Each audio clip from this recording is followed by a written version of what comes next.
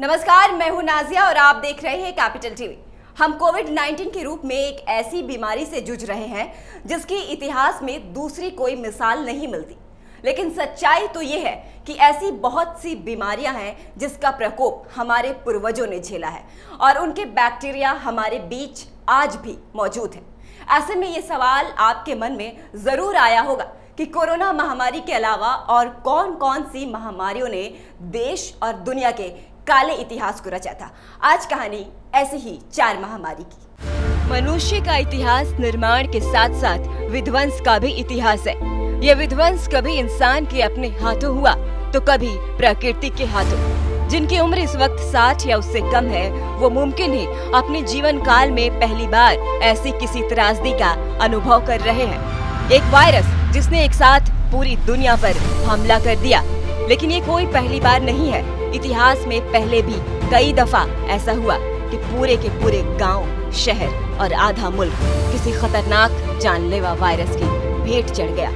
त्रासदी की कहानियां तो ऐसी भी हैं कि एक तरफ लोग वायरस से मर रहे थे तो दूसरी ओर दुनिया युद्ध में मुब्तला थी। 14वीं सदी के मध्य में आधी दुनिया पर एक खतरनाक वायरस का हमला हुआ जो प्लेग था, जिसने देखते ही देखते 2 करोड़ से ज्यादा जिंदगियों को छीन लिया। इस महामारी को इतिहास में ब्लैक डेथ के नाम से जाना गया। 1347 में क्रीमिया में पहली बार इस वायरस के हमले से मौतों की शुरुआत हुई। क्रीमिया पूर्वी यूरोप के मुहाने पर ब्लैक सी से सटा हुआ इलाका है।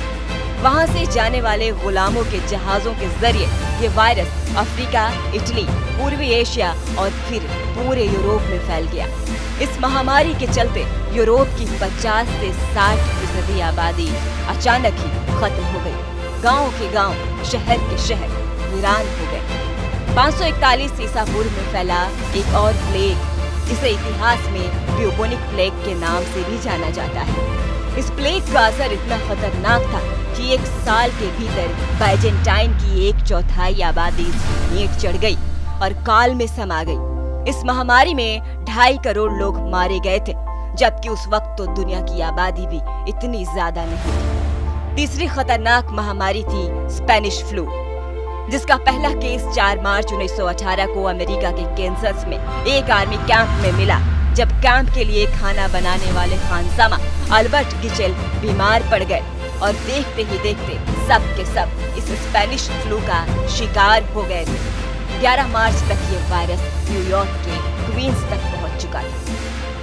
तब तक पहला विश्व युद्ध शुरू हो चुका था और अमेरिका उस लड़ाई में कूद चुका था। दुनिया के सबसे ताकतवर मुल्कों ने उस वक्त भी अपनी सारी ताकत और संसाधन युद्ध में झोंक रखे थे। लोग बिना इलाज और दवाइयों के मर रहे थे और देश बम और बंदूकों के उत्पादन में लगे थे।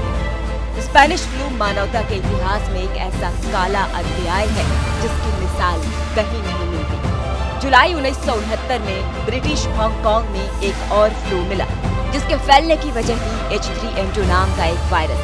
देखते ही देखते 2 हफ्तों के भीतर बहुत तेजी से ये फ्लू फैला और हांगकांग की 15% आबादी इसकी चपेट में आ गई। तकरीबन 5 लाख लोग इस फ्लू का शिकार हो गए।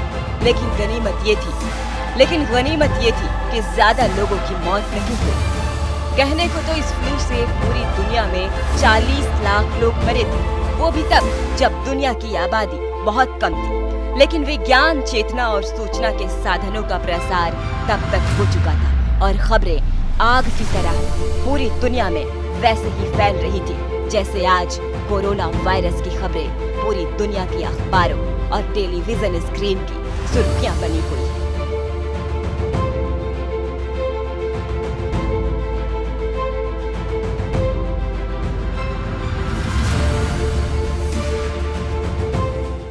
इन सभी महामारियों ने दुनिया को मानो नींद से जगा दिया है।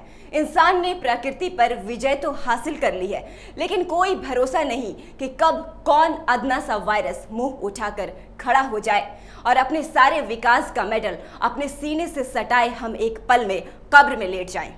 कोरोना वायरस इसका जीता जागता उदाहरण है। फिलहाल के लिए बस इतना ही। देखते रहिए कैपिटल टीवी। अगर आपको हमारा वीडियो पसंद आया हो तो इसे लाइक करें, हमारे चैनल को सब्सक्राइब करें और हाँ, बेल आइकन दबाना ना भूलें। ताकि आप तक हमारे वीडियो की नोटिफिकेशन पहुंचती रहे। आप अपना सुझाव हमें कमेंट बॉक्स में दे सकते हैं। हमारे साथ जुड़ने के लिए शुक्रिया।